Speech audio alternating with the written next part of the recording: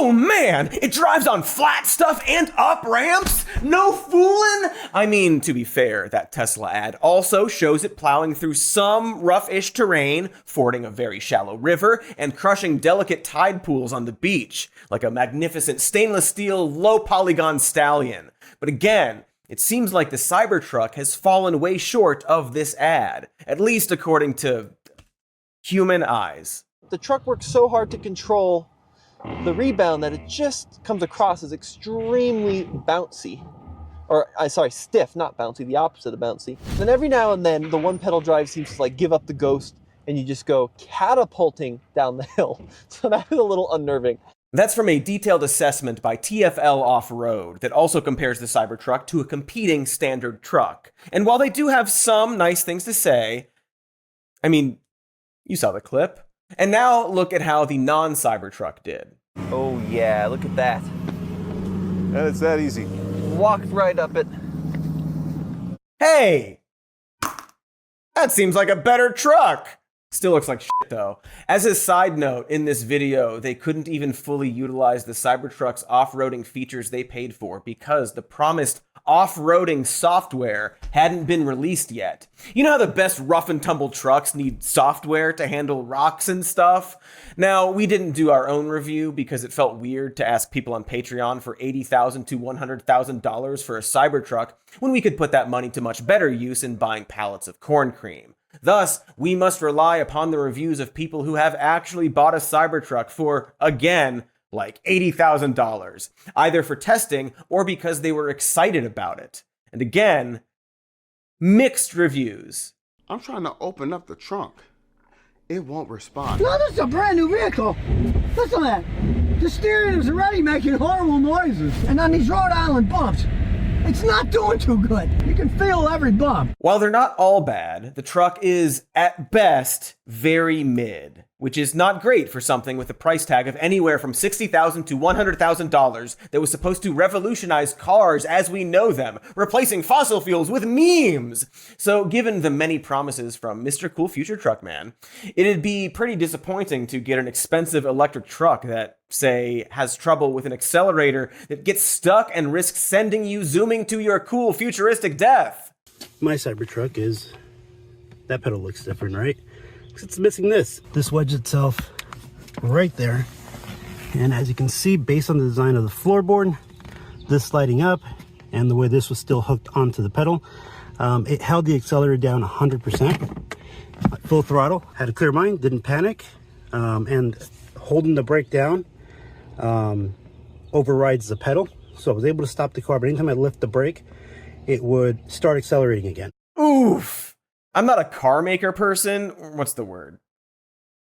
Car maker person. I'm not a car maker person, but I don't think it's good if your vehicle gets stuck in the zoom and die position. Tesla received this customer complaint on March 31st, which led to the swift and immediate recall 12 whole days later. If you're wondering how Tesla managed to make a car that actively tried to kill their customers, the problem was, apparently, soap. Tesla claims the use of soap on the pedal during production at the Tesla factory weakened the adhesive, causing the plastic part to dislodge during use. This extremely dangerous defect affected every one of the 3,878 Cybertrucks that had been sold at that time. Boy, he has not sold a lot of them, huh?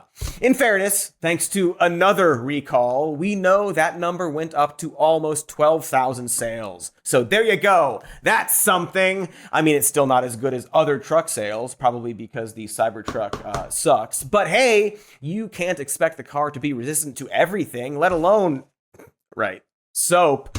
The thing you wash cars with, more on that later, actually. I mean, luckily, the battery range is falling short of estimates, as customers complain that it's got a range of 200 miles as opposed to the 320 miles that Tesla promised. So there's a chance the battery would die before the uncontrolled acceleration sends you slamming into a concrete barrier or bus full of school children or a parade of guide dog puppies in training. They came right at me! You saw? Speaking of crashes, what happens if you are in one while also inside of the Cybertruck? Is a question I'm asking.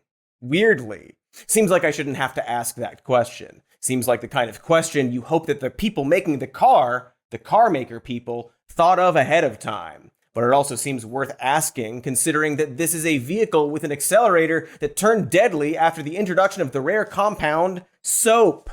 Well, we don't know, is the answer. Neither the National Highway Traffic Safety Administration nor the Insurance Institute for Highway Safety has crash tested the Tesla Cybertruck.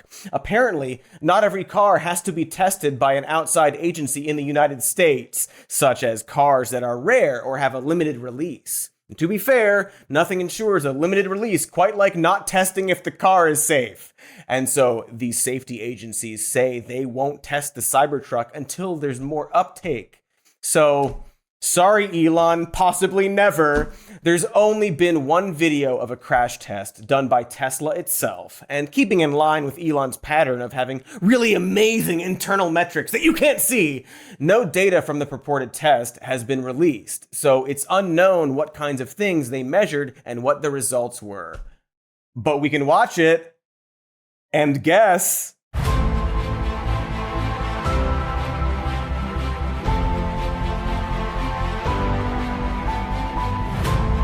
Again, just guessing, but does that driver's seat dummy get his neck bent in a sort of final visit to a drunken chiropractor kind of way? I'm not a bones doctor, at least not a licensed one.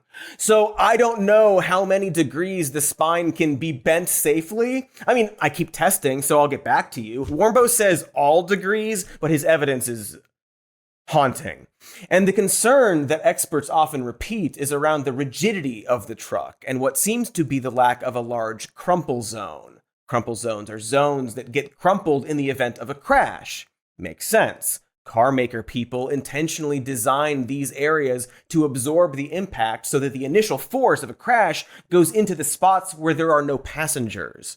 The force has to go somewhere, so it should go into the car as opposed to the passenger. It's like how you don't want to make a bike helmet that's indestructible. Helmets break so your skull doesn't break. This also allows more time for the vehicle to decelerate before the impact hits the cabin containing the fragile, squishy tubes of meat, bone, and juices. Here's a brief instructional video. As you can see, the typical car has crumple zones in the front and back, and a cabin protecting the passengers. While Elon Musk has claimed that the Cybertruck will be much safer per mile than other trucks, both for occupants and pedestrians, he's offered no actual evidence or metrics to back this up. Safety experts who have viewed Tesla's own crash footage have some concerns.